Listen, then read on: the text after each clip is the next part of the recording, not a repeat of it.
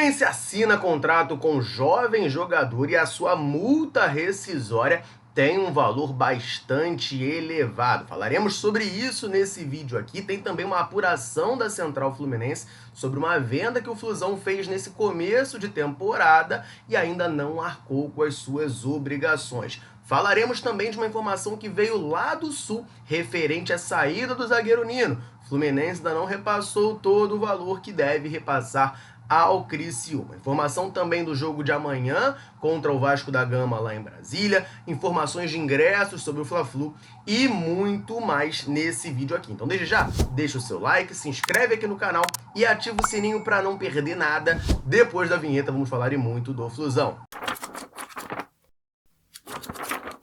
Fluminense assina o primeiro contrato profissional do volante Pablo Henrique, nascido em 2008. Ele assina esse contrato até o fim de 2027. O jogador nesse momento atua na equipe sub-17 tricolor. É um volante e o que me destaca e me chama muito a atenção nessa renovação, nesse primeiro vínculo profissional que o Fluminense acerta com o jogador, é a sua multa rescisória. O GE publicou que a multa do jogador é de 50 milhões de euros, cerca de 300 milhões de reais, um valor realmente bastante elevado. É claro que a gente lembra, falamos ontem aqui do João Lourenço saindo do Fluminense, empréstimo com opção de compra, avaliada ali em 600 mil dólares. Claro, né? O João Lourenço também tinha uma multa de 50 milhões de euros, assim como o Pablo. E aí fica aqui a crítica, né? Não adianta você ter uma multa rescisória elevada se na hora que você vai efetuar essa negociação, efetuar essa venda, você acaba liberando um jogador por um valor tão baixo. O Pablo Henrique, nascido em 2008, assina então esse primeiro contrato. Ele é daquela geração que é logo abaixo da Esquadrilha 07, né? A Esquadrilha 07 é de 2007, ele é da geração 2008, então chegou a conviver com grande parte da esquadrilha, embora ele de fato não seja parte dela, assinando com o Flu até o fim de 2027. Toda a sorte do mundo para esse jogador aqui com o Flusão. Quem sabe, né, daqui a 1, 2, 3 anos a gente não vê o Pablo Henrique aparecendo no profissional tricolor, nos dando muitas alegrias, como está fazendo agora o Riquelme, o Isaac aparecendo também, o Wallace Davi. A gente sabe que o Fluminense é um clube muito formador e utiliza bastante seus jovens jogadores na equipe de cima.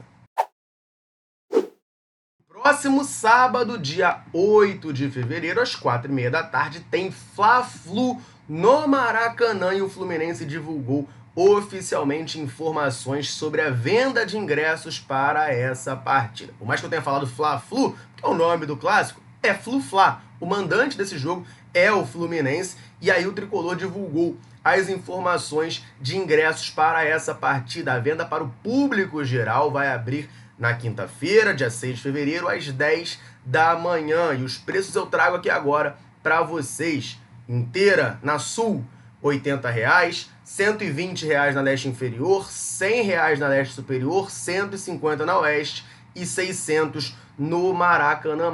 Você que já é sócio do Fluminense já pode fazer o seu check-in, já pode adquirir o seu ingresso lá em fluminense.futebolcard.com. Esse valor que eu falei para o público geral, naturalmente, né, não tem o desconto de sócio, mas dá para ter uma ideia, né? R$ 80 a inteira na Sul é mais ou menos ali o que se espera mesmo de preço para um clássico. O Fluminense vive uma fase ruim, joga amanhã contra o Vasco da Gama e precisa, né, vencer esses clássicos para ter chance de se classificar para a próxima fase do Campeonato Carioca.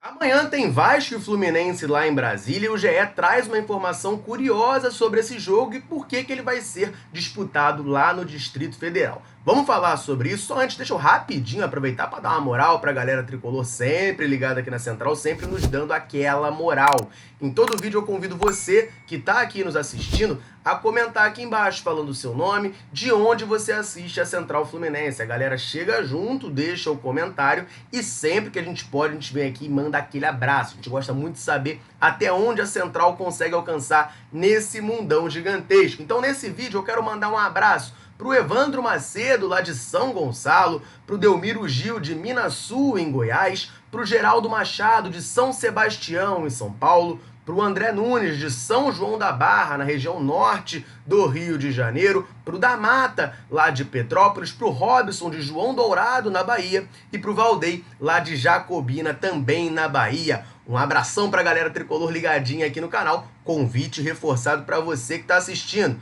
Quer que a gente mande um abraço, um salve, cite o seu nome em algum vídeo? Comenta aqui embaixo e bota lá o seu nome e de onde você tá ligadinho aqui na Central.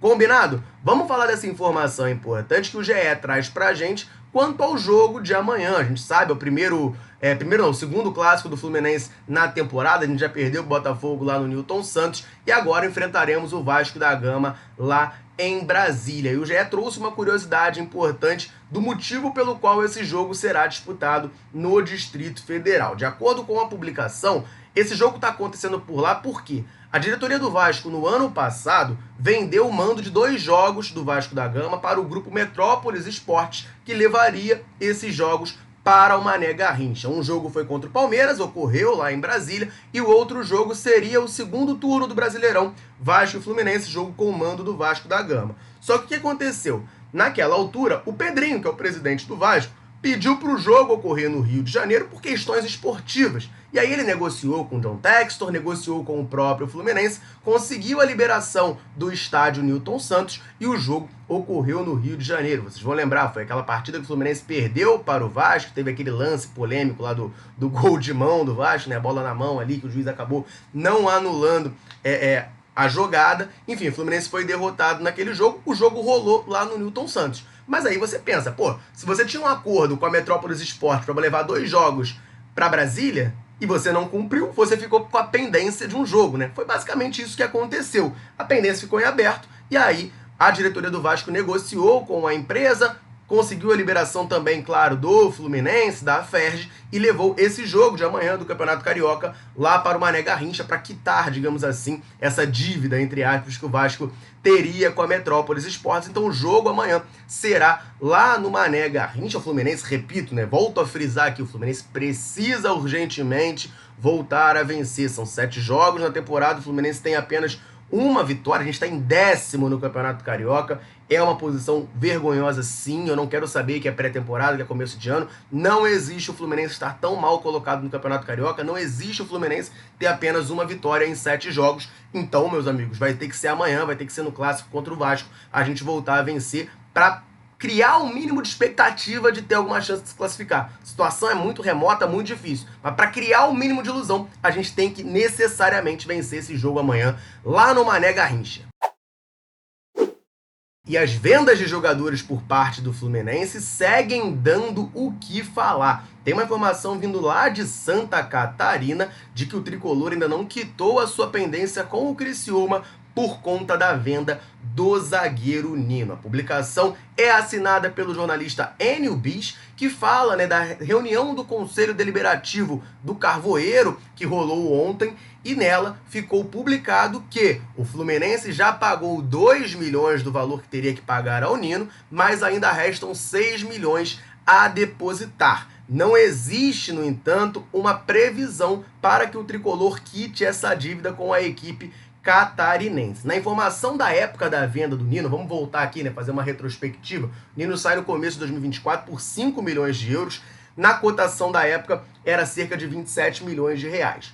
O Criciúma, quando negociou o Nino em definitivo com o Fluminense, manteve 40% do percentual do jogador. Então, segundo as informações da época, o Criciúma deveria receber 10,8 milhões de reais. No entanto, aí a gente não sabe os detalhes da negociação, a gente sabe que isso acontece. Se vocês puxarem na memória e lembrarem, 22, quando o Nino tinha uma proposta do Tigres do México, o Fluminense queria vender, o tricolor tentou negociar com o Criciúma, para receber uma porcentagem maior do Nino, maior do que esses 60%, o Criciúma não quis, a negociação acabou não ocorrendo. Então, segundo as informações da época, o Fluminense deveria pagar 10,8 milhões de reais para o Criciúma. Segundo a informação do Enio Bis, que foi o que se divulgou lá no Conselho Deliberativo do Criciúma, o valor total seria de 8 milhões que o Fluminense repassaria ao Carvoeiro. O Flusão já pagou 2 milhões, mas restam 6 milhões a depositar. Não existe, repito, prazo para quitar essa dívida. A gente está tentando descobrir um pouco mais se o Fluminense negociou um parcelamento, como é que está funcionando essa história, mas o Fluminense vai ter que pagar esse valor e o Criciúma ainda não o recebeu em definitivo. E agora eu quero trazer também, falando de venda de jogador do Fluminense, uma apuração aqui da Central sobre uma venda ocorrida no começo de 2025. Só antes, lembrar você ligado aqui no canal de correr no comentário fixado desse vídeo, porque lá tem o link do canal da Central Fluminense no WhatsApp. E nesse canal você fica por dentro de tudo que acontece com o Flusão na palma da sua mão, diretamente no seu celular. Para fazer parte é ridiculamente fácil e simples. Você vai correr no comentário fixado desse vídeo, vai encontrar um link lá. Você vai clicar nesse link e vai automaticamente abrir no seu WhatsApp o canal da Central. Você vai apertar o botão seguir e aí, ó, de maneira automática, 100% grátis, você vai começar a receber tudo que acontece com o Flusão na palma da sua mão. Combinado? Então vamos voltar aqui para essa informação, uma apuração da Central Fluminense sobre a venda do atacante Isaac para o Atlético Paranaense. Antes de falar sobre isso, é importante fazer uma rápida retrospectiva. O Isaac foi para o Atlético Paranaense mais ou menos no mesmo período que o Canóbio veio para o Flu. E as primeiras informações davam conta de que a proposta do Fluminense foi um valor em dinheiro ao Atlético Paranaense, mais o atacante Isaac em definitivo. Apesar disso, posteriormente, jornalistas, como por exemplo a Monique Vilela, que cobre o Atlético Paranaense lá em Curitiba, ela trouxe a informação de que na verdade são negociações separadas. Então o Fluminense fechou com o Canóbio, comprou o Canóbio do Atlético Paranaense, e aí depois saiu a informação de que foram ali cerca de 6 milhões de euros, algo em torno de 40 milhões de reais. Essa é uma negociação, e aí tem uma outra negociação à parte, que foi o Atlético Paranaense comprando o Isaac do Fluminense. O valor da compra do Isaac não foi divulgado. A gente sabe o valor da compra do Canóbio, mas do Isaac não foi divulgado. Mas o que a gente sabe aqui é que a diretoria do River do Piauí, que é o clube que o Isaac começou a sua carreira, está preparando uma notificação de cobrança ao Fluminense. Isso porque o clube alega ter 30% dos direitos dessa transação, mas não recebeu nenhum contato do Fluminense até o momento para acertar esse pagamento, enfim, negociar ali um parcelamento, qualquer coisa do tipo. O Fluminense ainda não entrou em contato com o River do Piauí e a diretoria deles está preparando essa notificação de cobrança para que o Fluminense, né, finalmente pague o que deve, né, nesse acordo, nessa negociação. O Isaac é mais um daqueles jogadores que o Fluminense faz a captação na base, é por isso que eu gosto muito de falar de contratações que o Fluminense faz para Xerém, porque é essa captação muito forte que o Flu faz. O Fluminense trouxe o Isaac lá do River do Piauí, o clube naturalmente manteve uma porcentagem do jogador e agora com a venda realizada tem direito a 30% do valor ali, e o Fluminense ainda não entrou em contato com eles para quitar essa pendência, vamos botar dessa maneira. Então vamos aguardar as cenas dos próximos capítulos, mas fato é, né, essas vendas do Fluminense, esses penduricalhos que ficam ali de porcentagem, tem dado um pouquinho de trabalho para fazer esse repasse de dinheiro. Eu quero que você, tricolor, deixe o seu comentário aqui embaixo. Você está otimista com o clássico contra o Vasco da Gama amanhã? Então comenta aqui embaixo pra gente trocar aquela ideia. Combinado? Vou ficando por aqui. Um abraço, orações tricolores. Tamo junto.